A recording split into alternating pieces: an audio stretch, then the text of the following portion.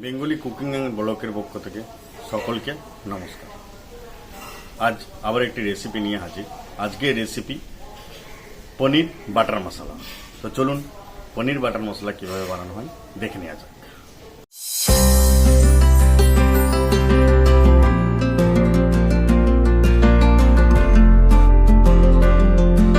তো পনির বাটার মশলার জন্য আমি এখানে 200 গ্রাম পনির নিয়েছি। পনিরটিকে আমি পিস পিস করে কেটে নেব। খুব একটা বড়ও করবো না, খুব একটা ছোটও করবো না।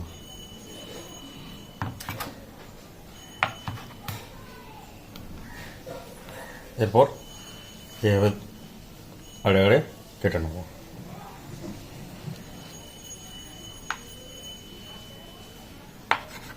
চেষ্টা করবেন পিসের সাইজটা সবসময় একই রাখার জন্য, তাহলে দেখতে খুবই ভালো লাগবে।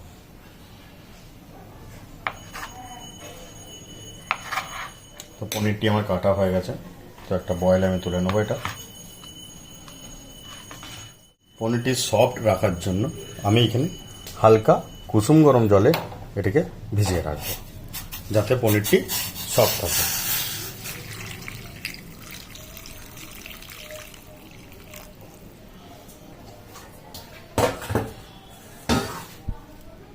চলুন এর পরের কাজ।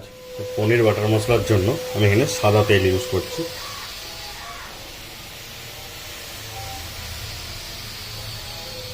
পরিমাণ মতো সাদা তেল দিলাম। তেলটা গরম হোক। তেল গরম হয়ে গেছে, আমি এতে 3টে ছোট এলাচ, 4টে লবঙ্গ আর অল্প দারচিনি দিয়ে দিলাম।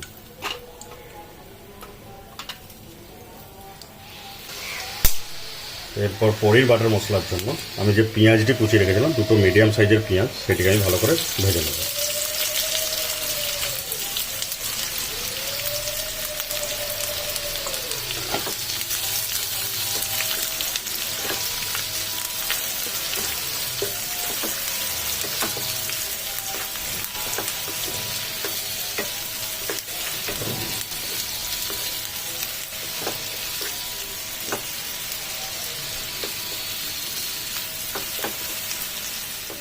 এরপর আমি এখানে 2টি কাঁচা লঙ্কা দিয়ে দেবো। যে যেমন ঝাল খেতে পছন্দ করেন সেরকম দেবেন, তো আমি অল্প ঝালের জন্য। আর পনির বাটার মশলা খুব বেশি ঝালটাও ঠিক ভালো লাগে না, তার জন্য আমি 2টো কাঁচা লঙ্কা দেবো।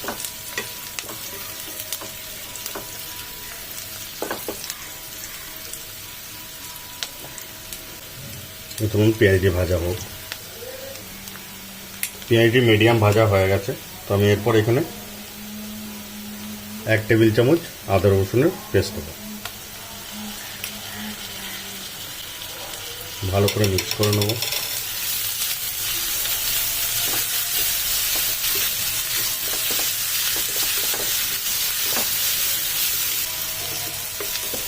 আদা রসুনের যে গন্ধটা সেটা চলে যাওয়ার পর আমি এখানে লবণ আর টমেটো দেবো।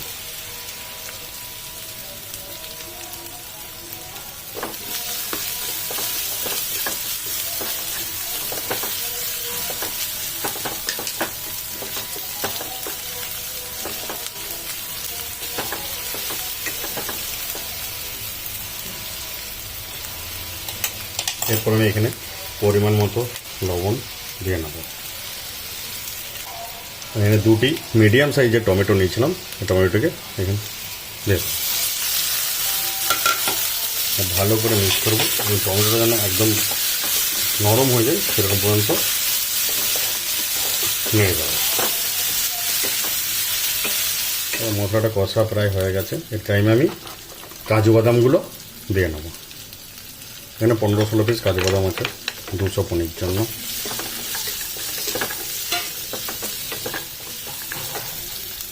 এরপর এখানে কালারের জন্য আমি কাশ্মীরি লঙ্কা গুঁড়ো ইউজ করছি, 2 চামচ কাশ্মীরি লঙ্কা গুঁড়ো, পরিমাণ মতো হলুদ গুঁড়ো।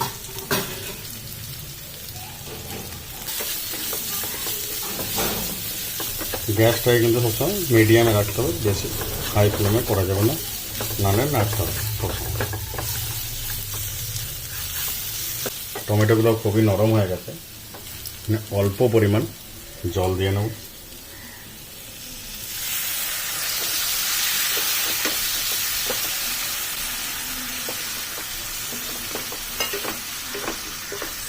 আমার মশলাটি হয়ে গেছে, তো এইভাবে মশলাটিকে আমি এরপর মিক্সিতে পেস্ট করে নেবো ভালো করে।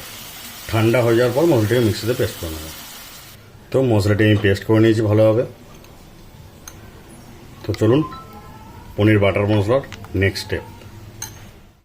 কড়াই আমার গরম হয়ে গেছে, এর মধ্যে অল্প পরিমাণ সাদা তেল নেব, আর এখানে বাটার নেব। যেহেতু পনির বাটার মশলা, তো বাটার তো দিতেই হবে ভরপুর।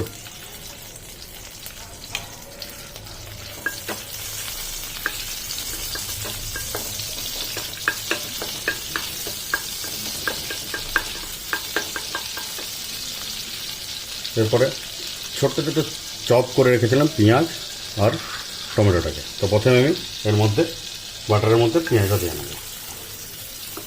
পেঁয়াজটা দিয়ে ভেজে নেবো ভালো করে।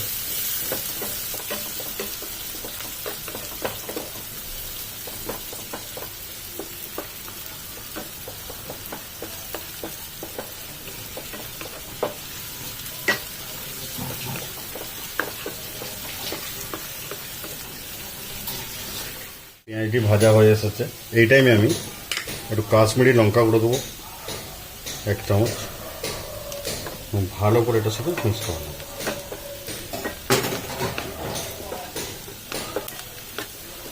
এরপর যে টমেটোটাকে চপ করে রাখা হয়েছিল সেই টমেটোটার মধ্যে দিয়ে নেব। টমেটোটা যতক্ষণ না টমেটোর যে কাঁচা গন্ধটা যাচ্ছে ততক্ষণ ভাজতে পারবে। এবং গ্যাসটাকে লো ফ্লেমে করব।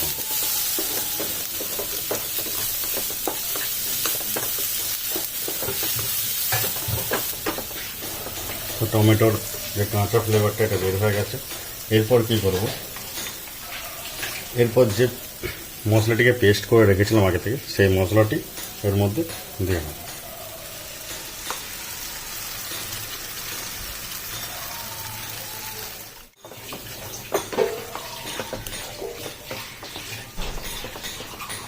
গ্যাসটাকে মিডিয়ামে করব এবং মশলাটিকে ভালো করে নাড়তে থাকবো।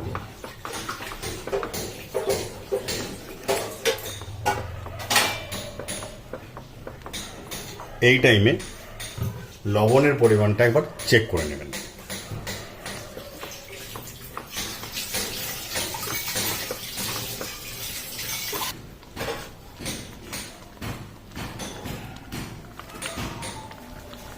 আমি এখানে অল্প পরিমাণ চিনি অ্যাড করব, কারণ টমেটোর স্বাদটাকে ব্যালেন্স করার জন্য।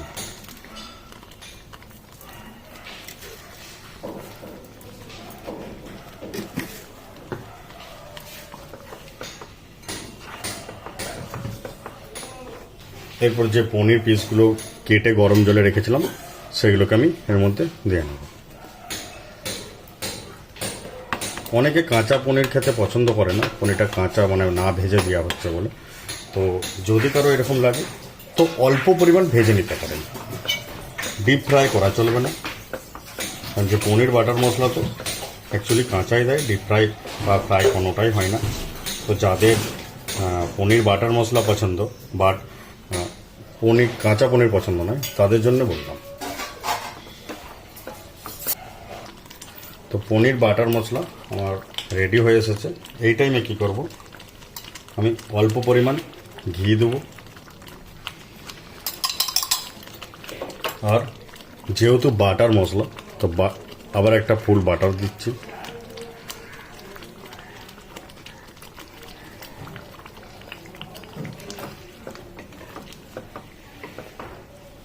ভালো করে নেড়ে নেব, মিক্স করে নেব।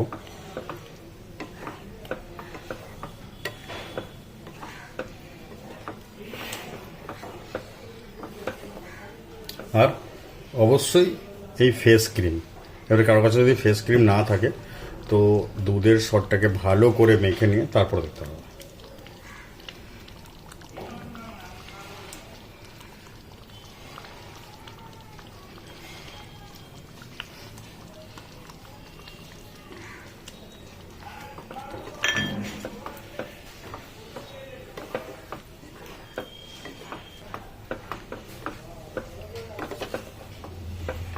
পনির বাটার মশলা আমার পুরোপুরিভাবে রেডি।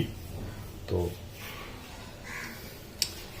আপনারাও বাড়িতে এইভাবে বানান, আর অবশ্যই ভিডিওটি কেমন লাগলো কমেন্ট বক্সে জানাবেন। এর পরবর্তী আরও ভালো ভালো ভিডিও পাওয়ার জন্য চ্যানেলটিকে সাবস্ক্রাইব করে দেবেন, সাথে নোটিফিকেশনের আইকনটা দাবাতে ভুলবেন না কিন্তু। সকলকে অসংখ্য ধন্যবাদ ভিডিওটি দেখার জন্য। আর অবশ্যই এরপরে যে জিনিসটা দিচ্ছি সেটা অল্প করে কাসুরি মেথি উপর থেকে আমি ছড়িয়ে দেবো। ব্যাস, পনির বাটার মশলা কমপ্লিটলি পরিবেশনের জন্য রেডি।